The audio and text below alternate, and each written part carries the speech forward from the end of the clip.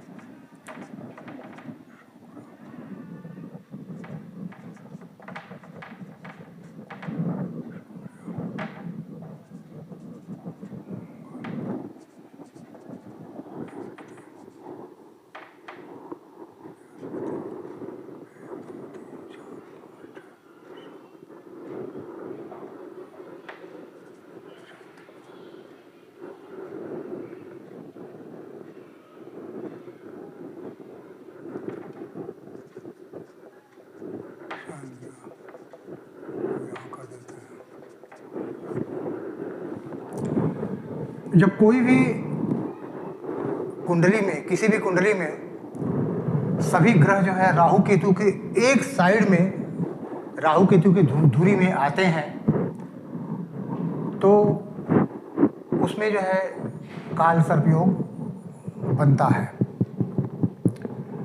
हाँ, अगर इसमें से कोई एक भाव, अगर कोई एक खाना अगर खाली हो जाता है तो उसमें जो है पूर्ण काल सर्प योग नहीं बनते हैं, आंशिक काल योग बनते हैं, लेकिन वो अवश्य ही बनते हैं। तो इसमें जिस प्रकार से वेशी,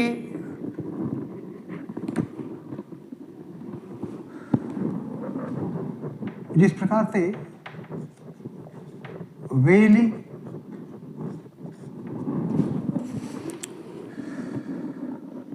वसी और उभाचारी,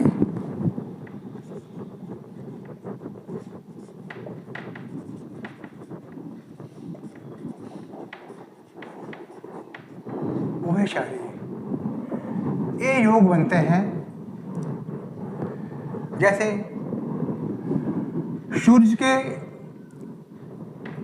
द्वितीय भाव में जो रहते हैं,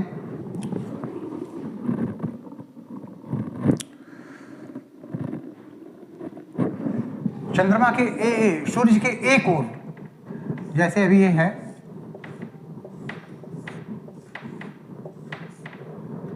ये यहाँ सूर्य है, सूर्य के इस साइड में या इस साइड में, दोनों में से किधर भी अगर इस साइड में ये बनते हैं, द्वादश में बनते हैं तो वेली, द्वितीय में बनते हैं तो वशी, और अगर दोनों में बनते हैं तो उभयचारी। ये सूर्य का हो गया।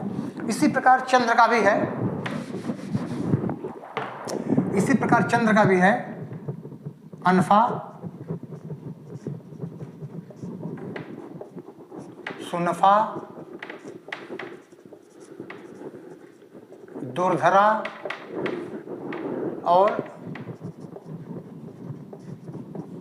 केमद्रुम। इसमें ऐसा है,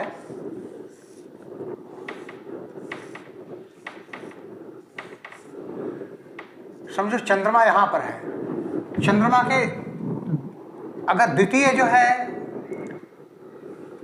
कोई ग्रह रहेगा तो अनफा, द्वादश कोई ग्रह रहेगा तो सुनफा, अगर दोनों में ग्रह रहेंगे तो वो दुर्धरा बनता है, और अगर दोनों में कोई ग्रह नहीं रहेगा, चंद्रमा की दोनों साइड खाली रहेगा, तो वो जो है केमद्रुम योग बनता है, जिसमें जो है अनफा, सुनफा और दुर्धरा जो है ये शुभ योग या मध्यम योग में आता है, शुभ योग में आता है और केमद्रुम टोटली जो है अशुभ योग में आता है।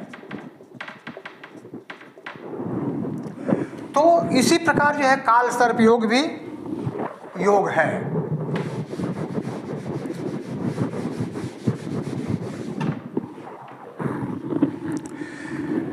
इसमें एक श्लोक है, अग्रे वा चेत पृष्ठस्थो प्रत्येक पार्श्वे भाताष्टके राहु के तोन खेटकः योग प्रोक्ता सर्पश्च तस्मिन् जीतो जीतः व्यर्थ पुत्रर्थ पीयतात् राहु केतु मध्ये सप्तो विघ्नाः काल सर्पसारिकाः सुतया सादिक सकला दोषा रोगेन प्रवांशे चरणम ध्रुवम प्रेता दिवसम सुखम सौख्यम विनश्यति भैरवाष्टक प्रयोगेन काल सर्पादि भयम विनश्यति। अर्थात वही जो मैं पहले बताया था आपका कि राहु और केतु के बीच में सभी ग्रह अगर आ जावें तो वो पूर्णतः काल सर्प योग होता है, और उसमें अगर कोई खाली स्थान है तो वो पूर्ण नहीं होता है, वो आंशिक रूप में होता है। लेकिन काल सर्प जो दोष है वो दोष तो अवश्य ही लगता है। इसी प्रकार जो है अब काल सर्प योग में सर्वसाधारण जो है आम जनता उसको बहुत बड़ा दोष मानती है, वो शुभ नहीं माना जाता है, अशुभ माना जाता है और लोग इससे डरे रहते हैं। परंतु ऐसा नहीं है। अगर आदमी अपने सुख के लिए नहीं, अगर वो अपने दुख करते करते हुए अगर दूसरे को मतलब सुख दे सके तो वो जो है उस टाइप का अगर काल सर्प योग का दोष लगता है तो वो जो है मतलब अशुभ नहीं होता है, वो शुभ होता है। जैसे स्वांतः सुखाय के लिए अगर करेंगे तो वो आपको तकलीफ देगा, लेकिन परोपकार टाइप में अगर कुछ काम मतलब आप भले ही दुख सह करके अगर दूसरे को सुख दे रहे हैं तो उसमें आपको काल सर्प योग जो दोष है वो दोष इतना शापित नहीं होगा। अब इसमें ऐसा है कि काल सर्प योग जो है राहु और केतु, ये तो आपको मालूम है कि ये पौराणिक कथा इसमें है। श्रीमद् भागवत में भी इसका वर्णन किया हुआ है कि देवासुर संग्राम जब हुआ था तो देवासुर संग्राम में जो है समुद्र मंथन के पश्चात पहले विष निकला जिसको कि भगवान शंकर ने अपने गले में धारण किया। उसके बाद और भी रत्न निकले, फिर अंत में जो है अमृत निकला। तो इस प्रकार 14 रत्न निकले। तो अमृत जब निकला तो अमृत निकलने के बाद जो है देवताओं और राक्षसों दोनों में मतलब होड़ लग गई कि हम पिएंगे हम पिएंगे, और अंततोगत्वा जो है वो एक विवाद का रूप ले लिया। तो फिर विष्णु भगवान जो है मोहिनी का रूप धारण करके और फिर बाद में उसके बाद वो मोहिनी का रूप धारण करके और फिर बाद में जो है देवता और दैत्यों को जो है समझाने लगे, और फिर बाद में दैत्यों को समझा बुझा करके मना लिए और उसके बाद अमृतपान देवताओं को कराने लगे पंक्ति में बैठा करके। देवताओं को अमृतपान करने के बाद उसी बीच जो है राक्षसों के पंक्ति में राहु नाम का एक दैत्य था जिसका नाम था स्वरभानु। वो स्वरभानु जो है देवताओं का रूप बदल करके जो है देवताओं के वेश में देवताओं की पंक्ति में आकर के सूर्य और चंद्र के आसपास बैठ गया और अमृतपान जो है कर लिया। और ये देखते ही तब तक सूर्य और चंद्रमा दोनों मतलब भाप गए उसका छल देख करके, और उन्होंने भगवान विष्णु जी को जो है इशारा किया। तत्काल भगवान विष्णु जी ने सुदर्शन चक्र से राहु का गला काट दिया। अमृतपान करने की वजह से राहु मरा तो नहीं, लेकिन वो 2 पार्ट में अलग अलग हो गया। ऊपर का जो सर का पार्ट था वो राहु पड़ा और नीचे का जो धड़ का पार्ट है वो केतु पड़ा। हालांकि इसका नवग्रह स्तोत्र में जो है इसका वर्णन है कि पलाश पुष्प संकाशम तारका ग्रहमस्तकम रौद्रम रौद्रात्मकम घोरम तम केतुम प्रणमाम्य हम। ये केतु का मंत्र है और राहु का मंत्र है अर्धकाय महावीर्यम चंद्रादित्य विमर्दनम सिंहिका गर्भ संभूतम तम राहुम प्रणमाम्यहम। तो इस मंत्र के हिसाब से अगर देखा जाए तो अर्धकाय जो है राहु को बोला गया है और मस्तक केतु को बोला गया है, लेकिन नहीं, इस पे थोड़ा मतांतर है, मतभेद है। मोटे तौर पर जो है मतलब राहु को ही मस्तक बोला गया है और केतु को धड़ बोला गया है, और इसी के हिसाब से मतलब चल रहा है। और राहु मस्तक होने की वजह से इसीलिए दो लोगों का जो है, जातक को जो है उसका मन जो है उसके मस्तिष्क के ऊपर वो कब्जा करके और उसके मस्तिष्क को भ्रमित करता है। तो यही है। अब इसमें राहु का उच्च राशि, नीच राशि और स्वराशि। राहु जो है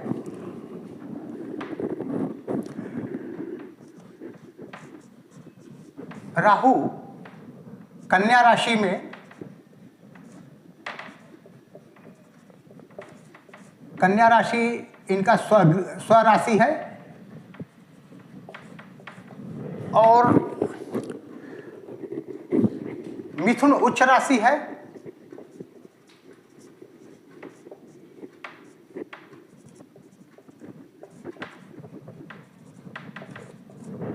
और धनु जो है नीच राशि है। इसी प्रकार केतु का मीन राशि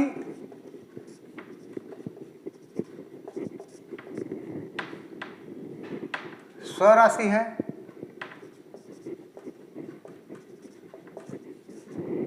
और धनु राशि उच्च राशि है और मिथुन राशि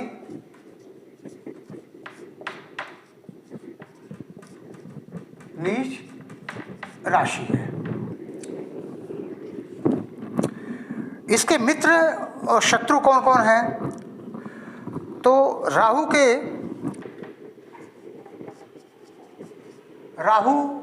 के मित्र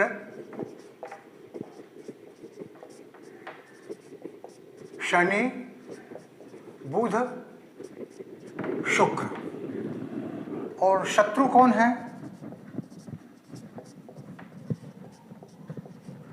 सूर्य, चंद्र, मंगल और सम बृहस्पति। केतु की जो है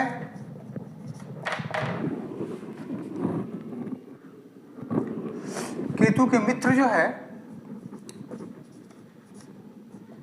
मंगल, शुक्र है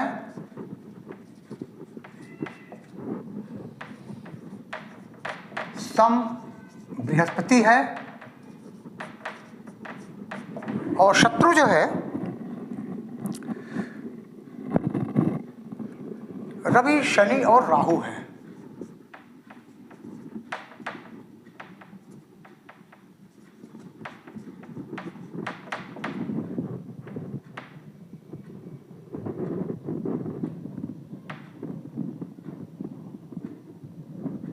इसमें शनि भी आया जाएगा।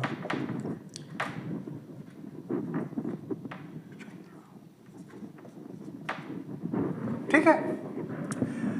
केतु के मित्र जो है मंगल, शुक्र और शनि है।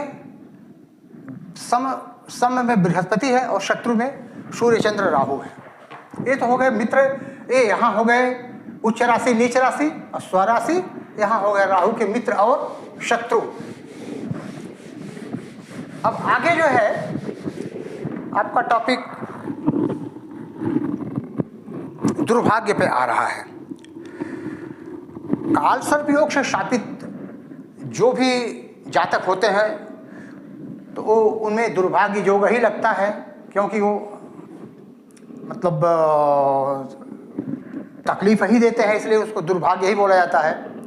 तो दुर्भाग्य 4 प्रकार के होते हैं। पहला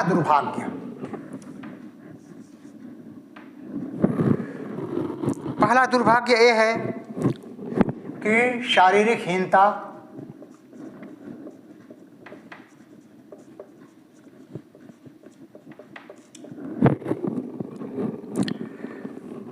और मानसिक दुर्बलता।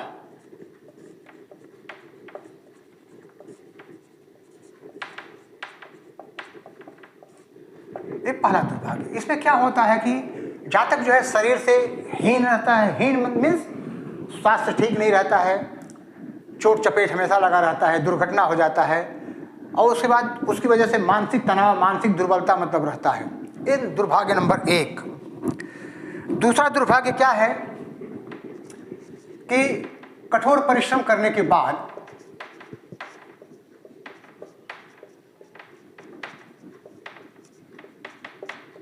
फल न मिलना,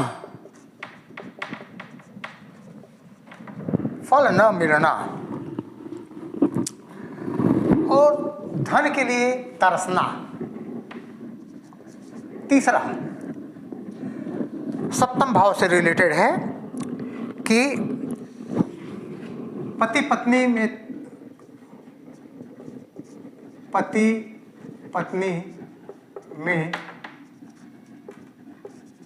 झगड़ा,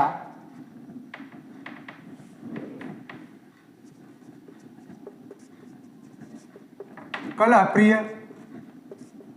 पत्नी का मिलना इत्यादि। चौथा क्या है? संतान के द्वारा कष्ट। संतान के द्वारा कष्ट मतलब उसमें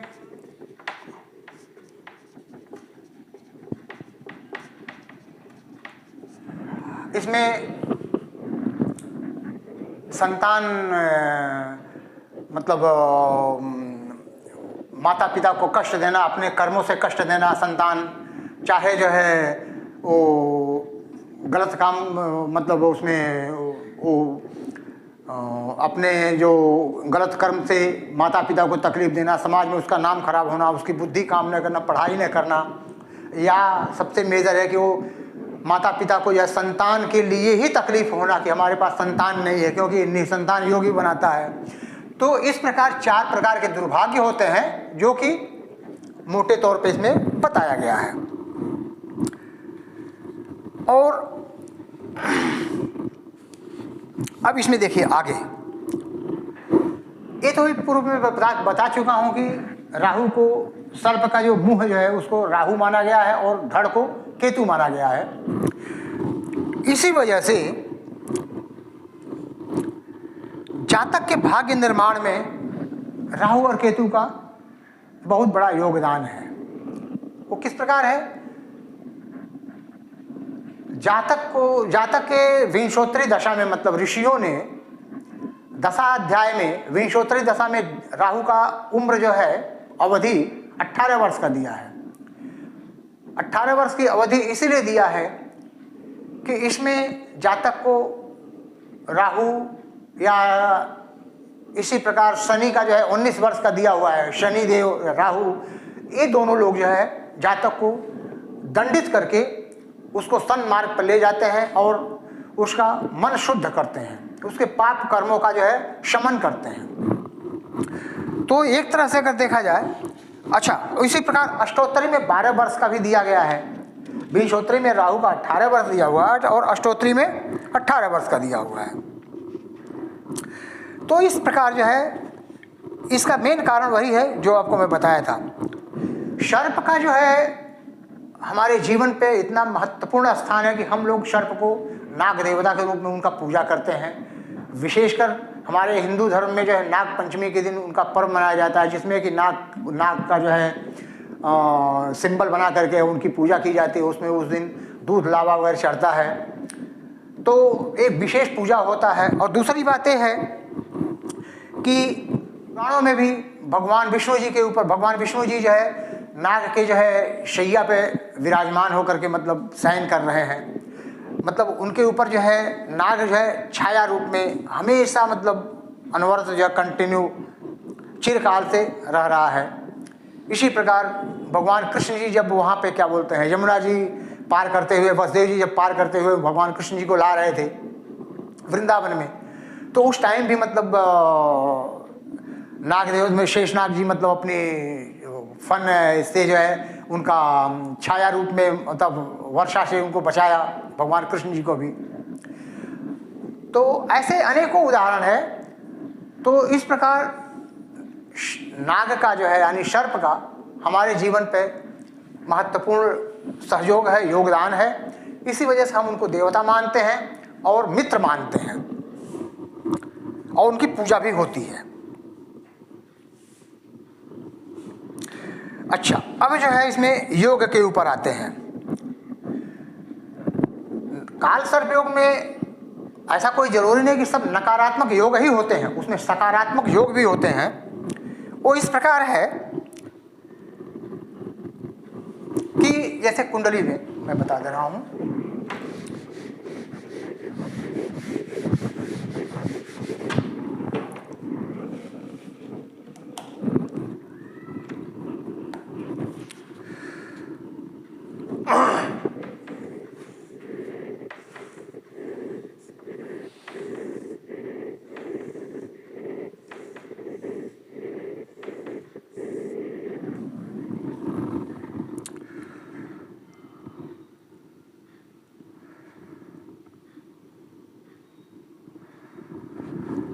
अगर कुंडली में चतुर्थ भाव में, अष्टम भाव में, द्वादश भाव में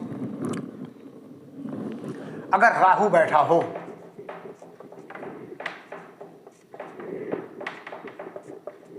उस हिसाब से अगर इसका काल सर्प योग का अगर संयोग बनता हो तो वह बहुत अधिक नकारात्मक होता है। लेकिन अगर वही जो है शुभ स्थान में बैठा हो, जैसे दशम में राहु, लग्न में राहु बैठा हो, या पंचम में त्रिकोण में राहु बैठा हो, या इधर नवम में राहु बैठा हो, तो उससे इतना कोई ज़्यादा मतलब ऐसा नहीं कि अशुभ प्रभाव ही देता है, उसमें बहुत ही सकारात्मक प्रभाव भी देता है। और इसके एग्जाम्पल रिलायंस कंपनी के मालिक फाउंडर जो है श्री धीरू भाई अंबानी जी हैं, स्वर सम्राज्ञी भारत की कोकिला श्री लता मंगेशकर जी हैं, हमारे भारतवर्ष के प्रथम प्रधानमंत्री श्री जवाहरलाल नेहरू जी हैं। ऐसे अनेकों कुंडलियां हैं काल सर्प योग की कि जो है मतलब इस पीरियड में काफ़ी अपना अच्छा योगदान दे करके देश को आगे बढ़ाए हैं।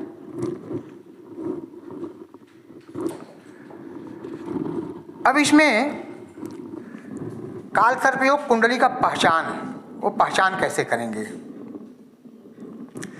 जैसा कि मैं पहले बता चुका हूं कि जिस प्रकार वेली, वशी और उभयचारी योग होते हैं, अनफा, सुनफा, दुर्धरा और केमद्रुम नाम के योग चंद्र की वजह से होते हैं, तो इसी प्रकार ये भी योग है। इसमें नकारात्मक होता है तो सकारात्मक भी होता है। ऐसा नहीं कि मतलब काल सर्प योग वाले जो जातक हैं उनको हमेशा मतलब दुख ही दुख रहता है। बहुत सारे मतलब ऐसे इवेंट्स आते हैं जिसमें कि उनको सुख भी मिलता है, धन प्राप्ति का योग भी मिलता है। तो ऐसा कोई बहुत हो नहीं है, लेकिन फिर भी समय पे अगर काल सर्प योग की शांति अगर कराया जाए तो ये दुर्योग से आप बच सकते हैं और अच्छा परिणाम मिल सकता है।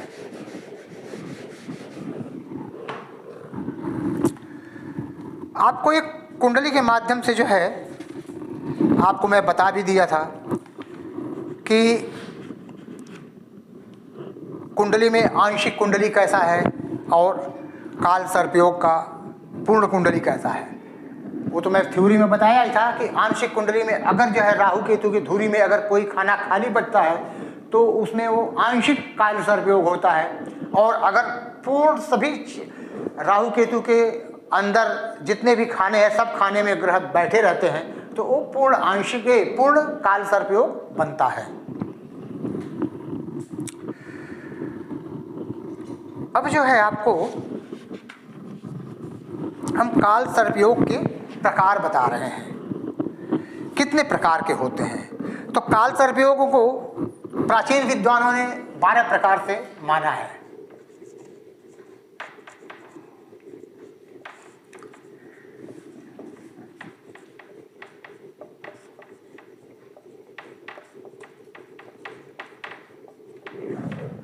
ठीक है, 12 प्रकार के माना है। 12 प्रकार में वो कौन कौन से हैं?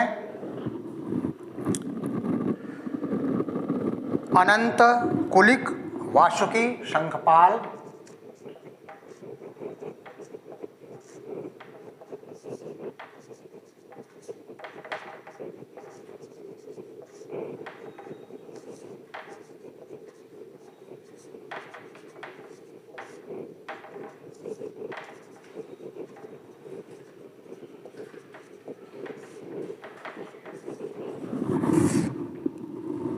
पद्म, महापद्म, तक्षक,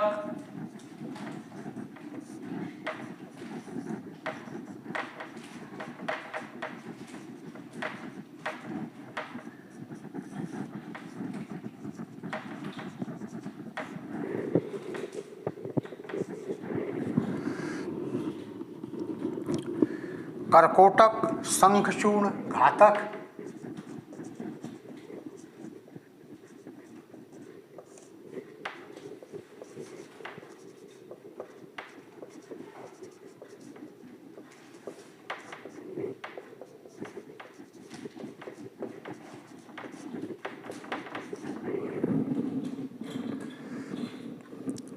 विषधर,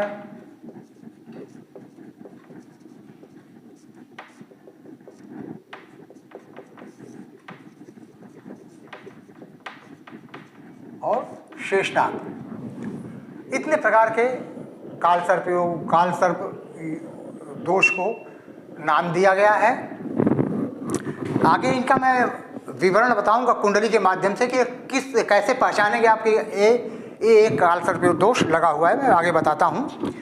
अभी जो है इसमें अब ये जो 12 प्रकार के काल सर्प योग हैं, राशियाँ कितनी हैं? 12 राशियाँ हैं, 12 भाव हैं। भाव कितने हैं? 12 हैं। तो 12 इंटू 12 इज इक्वल टू 144। ये 144 टाइप के काल सर्प दोष के फल रहेंगे, प्रभाव रहेंगे। अब इसमें ये होते कितने हैं, कितने प्रकार के होते हैं काल सर्प योग? 2 प्रकार के बेसिकली माना गया है। पहला जो है उदित काल सर्प योग,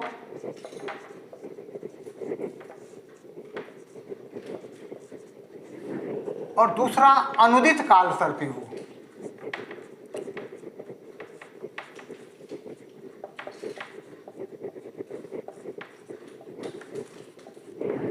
ठीक है, एक कैसे पहचानेंगे आप कि ये उदित है या ये अनुदित है? इसको मैं कुंडली के माध्यम से आपको बता रहा हूं।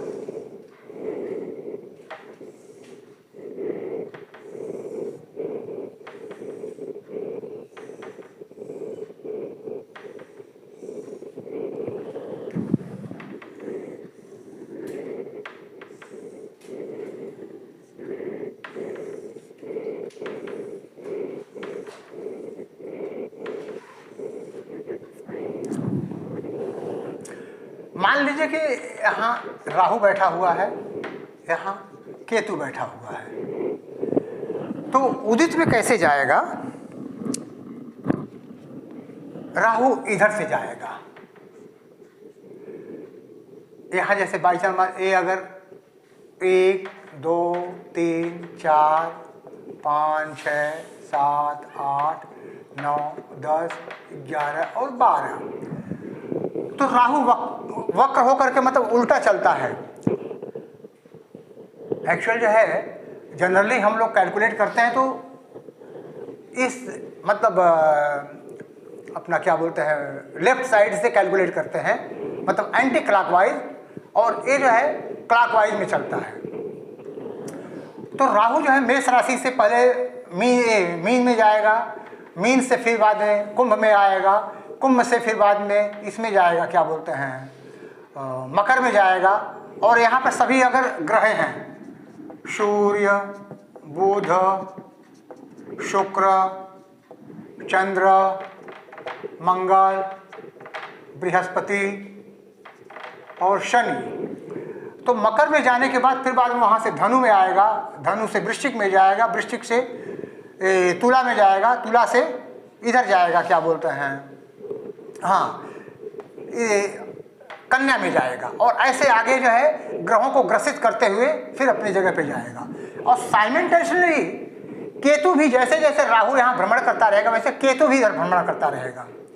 तो ये जो है डायरेक्शन जो है अपना उदित हो गया।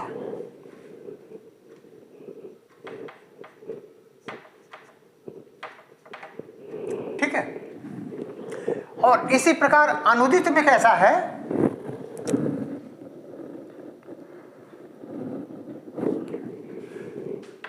यहां केतु, यहां राहु, सूर्य, बुध, बृहस्पति, शनि,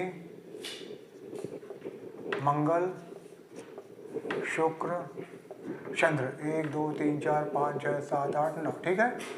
इसमें समझोगी 2 3 4 5 6 7 8 9 10 11 12 और 1।